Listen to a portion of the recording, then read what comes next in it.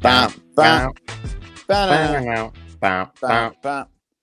bam. I gotta get sound like a cat. Yeah, That was much more it's on me. of a cat. It's all good. Hey, it's more than you used to do in the past, so True. that it makes me happy no matter what that you even go that far. So thank you for that. Jeff Spiegel here with me today. You see no Marcus, you see no Parker for two very different reasons. Marcus is moving and has a bunch of other stuff, NFL stuff, but he's moving his entire house today, so therefore this just doesn't work out. Totally understandable. Parker is still on suspension. We decided to give him an extra finish off the week of suspension for wearing the Angels jersey and rooting for the Angels in a sly way at Clearman's Galley the other day, and which I think you agree with the suspension, correct? No, Parker's back on my good side because he asked Will Smith what he thought of the janitor yesterday, and Will Smith, we got like a that's cool 2 for 2 from Parker. So Parker, I'm back in on Parker. I think he's being treated very unfairly.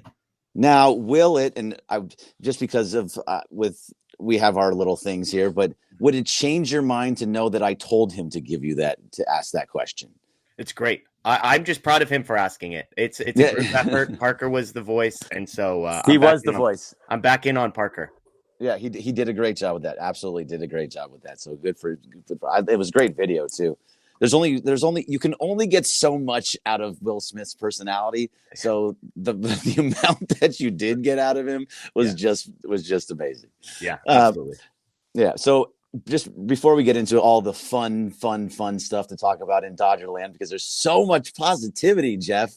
We I gotta have a shout out to LAX. LAX changes are arriving daily, transforming the travel experience. For more information, go to flylax.com/transforminglAX. And I just flew into LAX yesterday, actually, and it was super easy, super fast. Had a quick trip after going to Legends Attic and seeing Will Smith. Flew out to Vegas, saw Circle Las Vegas, which was awesome. That place is amazing. And then flew back and went through LAX, and it was super easy. Just in, out, no problem whatsoever. So they have changed the travel experience. But let's get into the fun stuff, Jeff. I don't know. Where do you want to start? Because there's a couple different ways that you and I specifically can go. I had a very large rant 2 days ago about Michael Conforto. It wasn't that he's the reason the Dodgers are losing, but it was a very large rant on Michael Conforto. We can go there. We can go to the bullpen with a terrible bullpen and where that's going to go.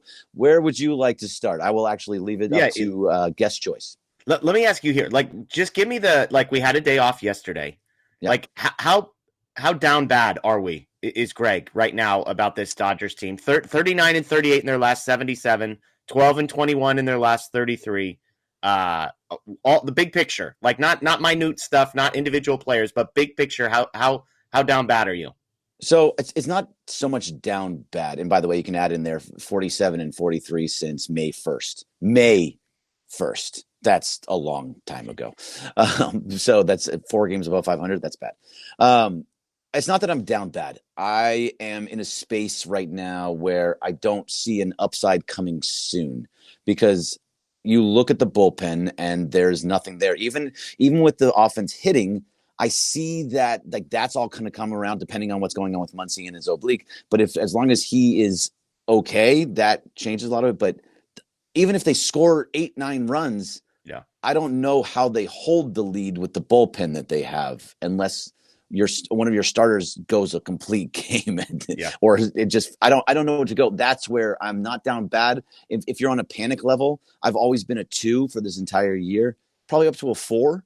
Okay, that's pretty good. I mean, compared to the people I interact with on social media, you're basically a homer optimist, I think, in the eyes of many people on Dodgers social media right now. I think guys are going to come back and it'll be okay. Yeah, I mean, look, I shared on our show last night, I'm stuck between 2 places. One is there is no denying the 12-21 stretch that we're in the midst of, how bad the baseball looks, how painful it is to watch.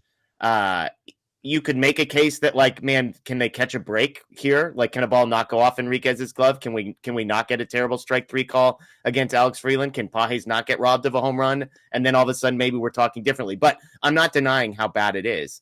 The thing I keep coming back to, Greg, I'm imagining a world where the Dodgers are in the playoffs. That's a tough world for some people to imagine, but I'm imagining that world. And I'm imagining a world where they make the playoffs and I'm not even projecting like miraculous health recoveries. Like, okay, Gratterall, unlikely, great, cross him off the list. I'm just talking about like guys who are either currently healthy or guys who are expected to come back in the next 2 or 3 weeks. If most of those guys, that becomes reality, and all of a sudden you show up on the postseason and it's Snell, it's Glasnow, it's Yamamoto, it's Ohtani's the rotation. You've got a bullpen that has Tanner Scott back, Michael Kopech back, Blake Trinan's got some more innings under his belt. Like, I just, as bad Kirby as it Yates. feels right now, Kirby Yates, yeah, maybe. I mean, he's been real bad, but as bad as it is right now, if I know I'm going to wake up one day and that has a high likelihood of being true, that's what keeps me going. That's the light at the end of the tunnel for me, and the reason I can't quit this team, because when healthy, I still think they're the best team. So now I'm gonna you know where I like to go. I like to go the other side with your positivity. I go my negativity route. So all those things that you're saying are absolutely true, and I believe it as well. However, you're asking now that Tanner Scott be healthy and pitching the way he did for maybe just like a 2-3 week span total that he was good at. Otherwise, he was not good in giving up home runs and was all over the place.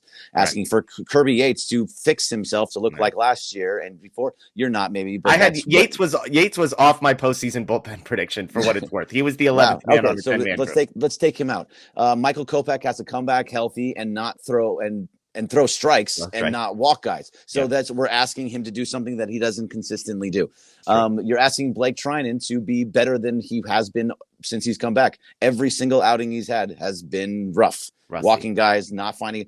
I mean, how long are you rusty for is the question. So what you're saying is I need every single one of these guys to come back, and every single one of these guys to be pitching at a high level, and every single one of these guys to not get injured again when they have been injured in the past. Yeah. You're asking for a lot for a bullpen that has not shown you that they can be that this year. And I think that's totally fair. Like the things I get accused of are like, there's so many ifs. If the rotation stays healthy, if the bullpen comes back. What I would push back on is think about how many ifs have gone wrong for the Dodgers over the last month. And how many of those are going to continue to happen? Like, are we really going to continue seeing the bullpen be as atrociously bad as it has been? Is the rotation's finally healthy for the first time? So I think the rotation finally getting to work through 2 times with Snell, with Glasnow, with Ohtani built up. Like, I think it's going to be different. So I think a lot of things have had to go wrong for them to get to this level. So the question is, are things going to continue to go wrong, or are things going to start to go right? And which of those is the more likely path, I think, is the totally fair question that Dodgers fans need to ask themselves. Yeah, and look, I'm not even talking about the rotation. I think this is going to be the best rotation in all of baseball when they get to the postseason. This, by having Glasnow, Snell, Yamamoto, and Shohei, that's 4 number 1 starters on any team in all of baseball. They are a number 1 starter. So I'm very happy with that. But they have to give it to the pen, and that's where everything starts to fall apart. Because right now, I mean, all those guys that you're talking about, they need to come back. They're not back now. Yeah. So when let's say we're playing the Padres this weekend and you put up 8 runs again, well, it's not Michael King, it's whoever the guy that they're bringing up from AAA is. Vasquez. Let's say Vasquez. So he comes up and you put up 8 runs on him. But then, Kershaw goes 5, which is great. He goes 5. You still have 4 more innings for them to blow it. And as we've seen, they walk guys, they load the bases, they give up runs, they give up home runs. Do you feel safe with 4 innings of our bullpen right now? I think there's going to be a trickle down effect. I think once the rotation, again, I think that guys are physically back, but they are working themselves into form. Ohtani hasn't given them 5 full innings yet. Some of those guys have struggled in their first couple starts back. Yamamoto was bad last time out, but I think there's going to be a trickle down effect. I think as the rotation stabilizes, which we are there now, I think there is slowly, not quickly, but slowly, it is going to relieve the burden that this bullpen has had to wear, because they are the most used bullpen in all of Major League Baseball. And I don't think that's going to be the case for the last 41 games. I think the rotation is going to be able to average 5 to 6 innings, which would be crazy for this bullpen to only need to get 3 to 4 innings every time they go out. And so I just think there's going to be a trickle down effect as the season plays out, as the rotation stabilizes. The bullpen is going to be less overworked. Guys are going to have less sort of stress they're putting on their arms, and I think they're going to perform better. Yeah, look, that's what we hope. And as you're the eternal optimist that you are, that is exactly what you're hoping is going to happen. And I agree. I think that is. And there's a little piece of me also that says, yes, it is the most overworked bullpen, but it's also with guys like when Luis Garcia was here, and then we're using Alexis Diaz and Edgardo Henriquez, and all the different guys that have come in and out that add to that number of overworked pen. It's still, you have the guys that are supposed to be coming back. You're talking about Kopech, Trinan, even though he's back and not pitching well. Tanner Scott, all those guys that are coming back. Yeah, they have, their numbers are small because they're not used as much and haven't been used for a while. So I get that. But it's that meantime stuff. Totally. Like this weekend, you need, if 2 out of 3 feels like a must. Yeah, it does. Like you need to be ahead. Even losing 2 out of 3 is not going to be the end of the world. But now you lose 2 out of 3, you're 2 games back instead of being 1 game up. It changes so much over this weekend. Yeah, I'm with you. And again, Kershaw, Snell, and Glass, now the 3 guys the Dodgers have going this weekend. So, I feel pretty good about that. Kershaw versus, again, Randy Vasquez was recalled to take Michael King's spot on the roster. I believe he threw like 60 pitches in AAA on Sunday. Yep. He hasn't officially been announced as the starter, but I think that's the general expectation is he's likely.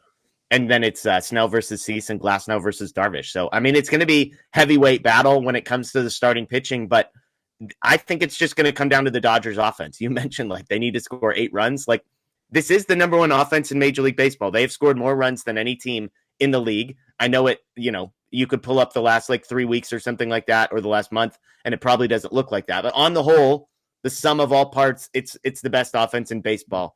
I think that's going to be the key is can they get to Vasquez? Can they get to Cease? And can they get to Darvish? If this team can score 5 or 6 runs a night, then I think they have a chance to take 2 out of 3. But if we're sitting in the 3 to 4 range, I think you're asking a lot of this group. If there's a 1-run lead in the 8th or 7th, 8th or 9th for the Dodgers, I don't feel good. I just don't. I mean, it happened against the Angels. It happened against the Cardinals. It happened on Sunday against Toronto. They have to put up 8 to 10 runs, and that's asking your offense to do a lot, even though they are all starting to hit better. Mookie's looked much, much, much better. Shohei went on a heater for a little while. Freddie's better. All that stuff is good. Yeah. So, yeah. Have you seen anything on Muncy that what's going on? He sat out because he's strained his oblique. Have you seen if anything is going to be? So it wasn't his oblique. The report. It was his side. It was his side, which I think a lot of people connected to. Hey, this is a guy who missed a ton of time with his oblique.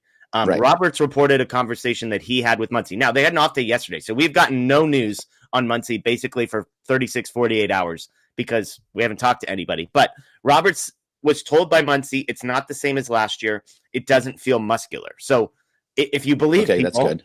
That's good news. Well, totally. Now it's day to day. Couple days off is what Dave said. So I would not panic if Muncy is not in the lineup tonight. I would panic if Muncy is not in the lineup tomorrow night. Like I think if he goes 0 for 2 in these first 2 games as far as playing and starting, I think that's going to be a big deal. If it's just tonight, fine, don't panic. But who knows? I mean, I think there's a chance he plays tonight. It's the optimism. There have been optimistic as far as their reporting on Muncy so far. Whether they're telling us the truth or not remains to be seen.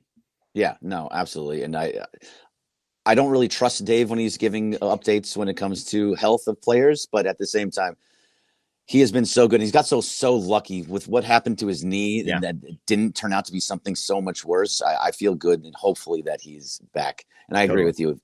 Today, I would understand today being out. Tomorrow, then we're looking at a little bit more of an issue and a possible IL stint that nobody wants. Yeah, because the whole offense is different with Muncy in there. Totally. Okay, so I do have to get to it.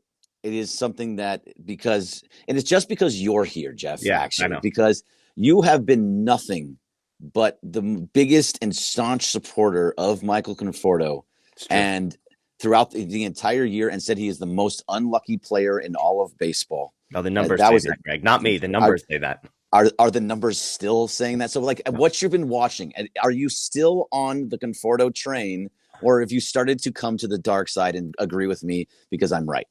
I just want to start by saying it's funny to me that I make so many unpopular at the time bold predictions, and the only one anybody ever wants to talk to me about is the one terrible one I made. Like, everyone hated my Tommy Edman take. It was right. I told everybody injured. Dustin May wasn't going to make it past the trade deadline. I was right. Like, I told people Kershaw was going to be back. I was right. I've had some. Jack Dreyer was my guy before the season. I'm just saying, I made a lot of bold predictions. This is the one I'm going to be known for. That's fine. You know what? It's a badge I wear, Greg. It's the burden I carry every single day.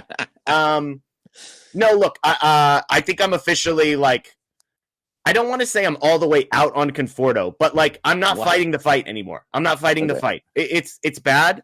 He had his nice little run. He got my hopes up. I started to get a little confident, and then it's back to being a mess for Conforto. So I get it. Like, if he got DFA'd tomorrow, I would not come on a show and tell people it was the wrong decision. I got asked last night, like, why won't you just admit this was a terrible signing? And I was like, this was a terrible signing. Like, I'm willing to admit it. He's been really, really bad. Like, now the Dodgers continue to believe that looking forward, he is their best option in the corner outfield in a platoon with Alex Call to some degree. So, like, against righties, they believe in Conforto more than Ryan Ward. They believe in Conforto more than, Echeverry Ruiz, Justin Dean, whoever. I understand the people that hate that. I understand the people that think they are morons for believing that.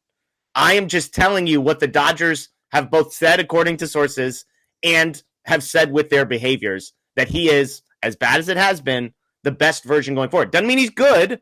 He might be the least crappy of all of the options, I think is the way that I would approach the Conforto situation. Okay, so let's figure this out then. So if you're using Conforto in the postseason, and Teo is going to be in right and Conforto's in left, and it is a Conforto Alex Call situation back and forth. That's also assuming that Tommy Edman doesn't come back, or he does come back, he's playing second base, whatever it happens to be. Yeah. Do you think they can go far in the playoffs with those two as corner outfielders, right field and left field? Yeah. I think they can. I don't think the reason they're going to lose a World Series is because of Michael Conforto. Like, 12 other things would have to go wrong. Well, hold on 1 second. It's not because of Michael Conforto.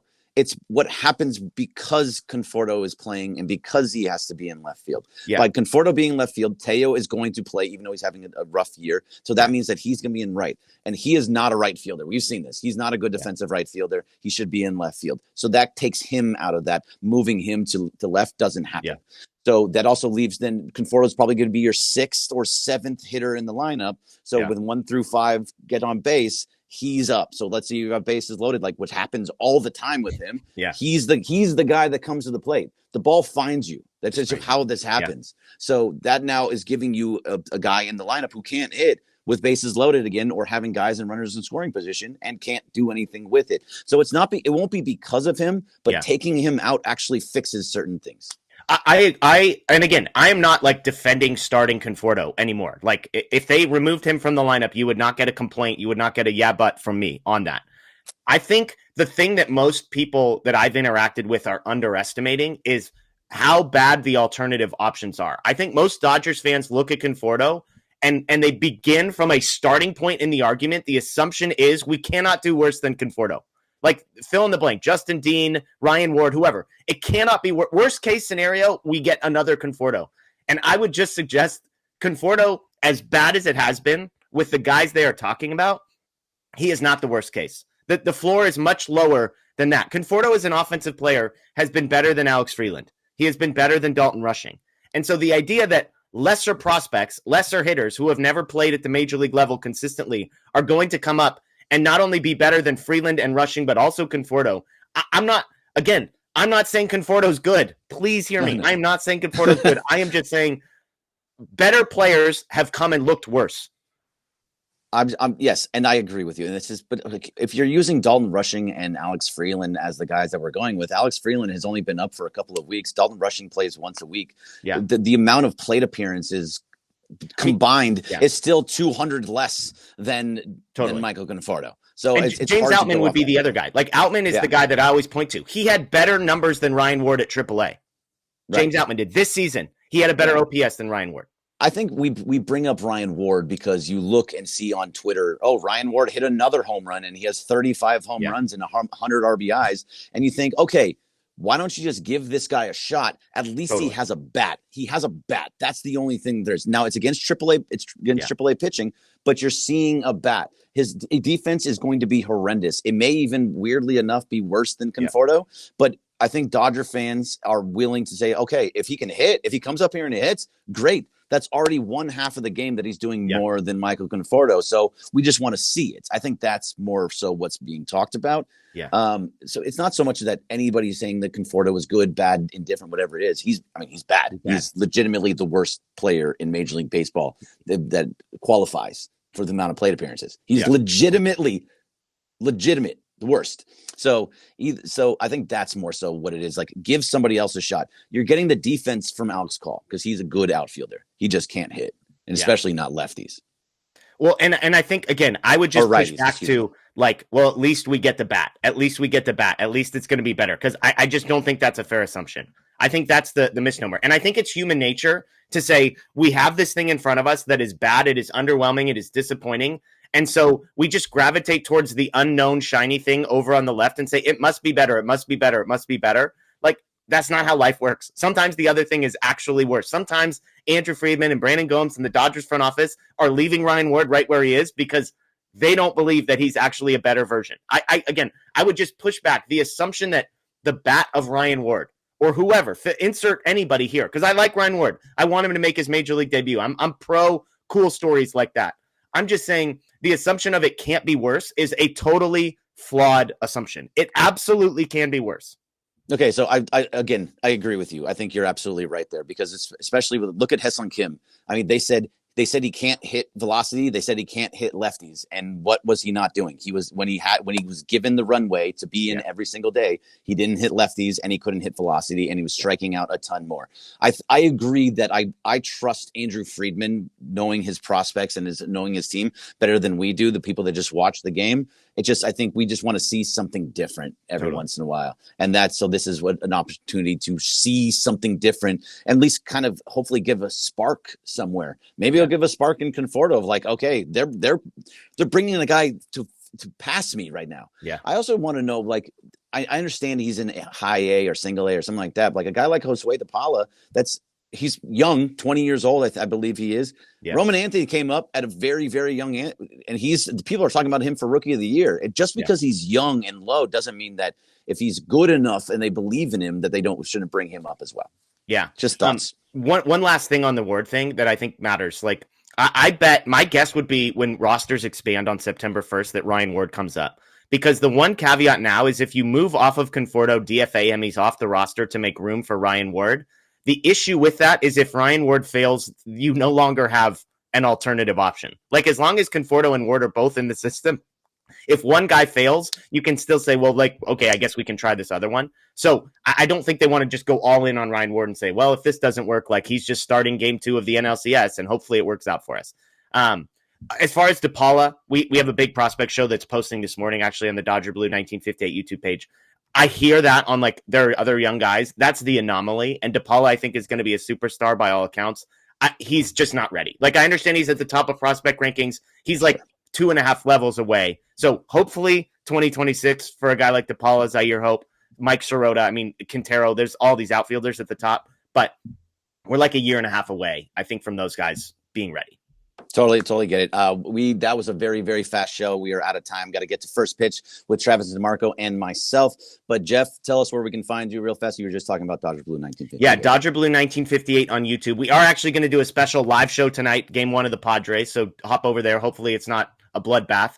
We also have an hour-long show that just posted. Apple, Spotify, Google. If you're a podcast person, find the Dodger Heads podcast. Or on YouTube, an hour-long prospect breakdown with Bruce Kuntz and Justin Lorber that posted as well. So every Tuesday, Thursday, Sunday, we're live tonight as well. Special bonus episode. Great. All right. Well, fantastic episode. That was really fun, Jeff, as always. Welcome back on a Friday. I know you've been out of town and all over the place, but we'll be back on Monday. Thank you to the chat. Thank you to LAX. Thank you to Anthony Jacks in the back here and Jeff Spiegel as well. Back on Monday. Thank you for watching the Blue Review and have a great day. Go Dodgers. 2 out of 3, baby. We need 2 out of 3. Still champ.